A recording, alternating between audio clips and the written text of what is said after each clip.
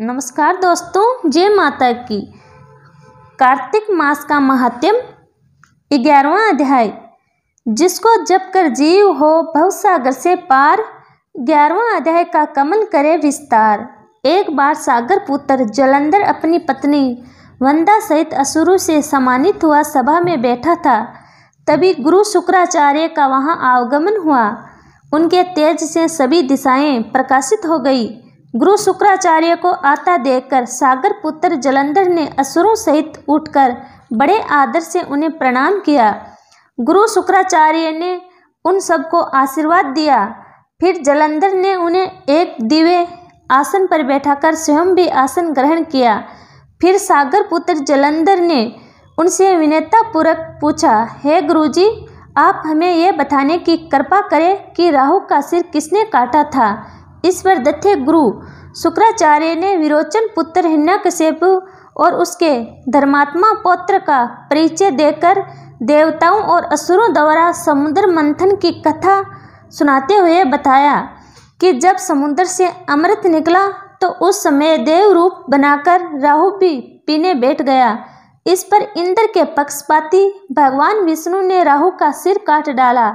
अपने गुरु के मुख से इस प्रकार के वचन सुनकर जलंधर के क्रोध की सीमा नहीं रही। उसके नेत्र लाल हो गए। फिर उसने अपने दसमर नाम दूत को बुलाया और उसे शुक्राचार्य द्वारा सुनाया गए वृत्तांत सुनाया। तत्पश्चात उसने दसमर को आज्ञा दी कि तुम शीघ्र ही इंद्रपुरी में जाकर इंद्र को मेरी शरण में लाओ। दसमर जलंधर का बहुत आज्ञाकारी एवं निपुण दूत था। वह जल्दी इंद्र की सुधर्मा नाम सभा में जा पहुंचा और जलंधर के शब्दों में इंद्र से बोला, हे देवधाम, तुमने समुद्र का मंथन क्यों किया और मेरे पिता के समस्त रत्नों को क्यों ले लिया। ऐसा करके तुमने अच्छा नहीं किया। यदि तू अपना भला चाहता है तो उन सब रत्नों एवं देवताओं सहित मेरी शरण में आ जा, अन्यथा मैं तेरे राज्य का विध्वंस कर दूंगा। इसमें कुछ भी मिथ्या नहीं है। इंद्र बहुत विस्मित हुआ और कहने लगा, पहले मेरे भय से सागर ने सब पर्वतों को अपनी खुशी में क्यों स्थान दिया और उसने मेरे शत्रु दैत्यों की क्यों रक्षा की। इसी कारण मैंने उनके सब रत्न हरण किए हैं। मेरा द्रोही सुखी नहीं रह सकता, इसमें संदेह नहीं। इंद्र की ऐसी बात सुनकर वह दूत शीघ्र ही जलंधर के पास आया और सब बातें कह सुनाई। उसे सुनते ही वह दैत्य क्रोध के मारे अपने होश गवा उठा और देवताओं पर विजय प्राप्त करने के लिए उसने युद्ध प्रारंभ किया।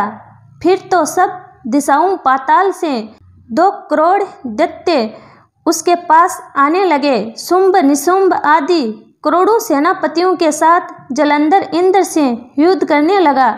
शीघ्र ही इंद्र के नंदन वन में उसने अपनी सेना उतार दी। वीरों की शंख ध्वनि और गर्जना से इंद्रपुरी गूंज उठी।